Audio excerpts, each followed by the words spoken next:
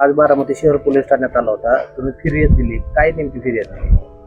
Sir, आम्ही विजय पवार मार्फत कार्तिक नाळे यांच्यासाठी ट्रेडिंगसाठी म्हणून पैसे गुंतवले होते शेअर मार्केटमध्ये. बिग बुल म्हणून त्यांनी एक नवीन कंपनी काढली म्हणून असं सांगितलं विजय पवार सरांनी, आणि कार्तिक नाळेकडे त्यांनी ते पैसे आमच्याकडून घेऊन जमा केले.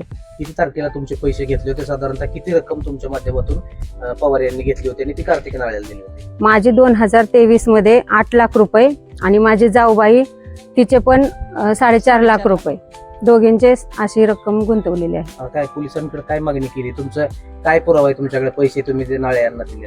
स्वतः कार्तिक नाळे याने आम्हाला नोटरी करून लिहून दिलेलं आहे स्टॅम्प पेपरवरती की माझ्याकडे तुम्ही रक्कम गुंतवलेली आहे.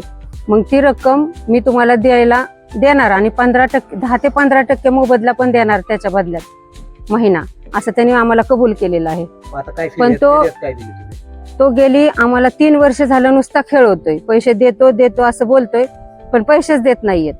पोलिसांकडे काय मागणी केली आपण? फक्त आम्हाला न्याय मिळावा. महिलांना असं असुरक्षित नाही वाटलं पाहिजे. आपण एवढ्या बचत गटांमार्फतून पैसे काढून आम्ही पैसे गुंतवलेले आहेत, आज आम्ही त्याचं व्याज भरतोय.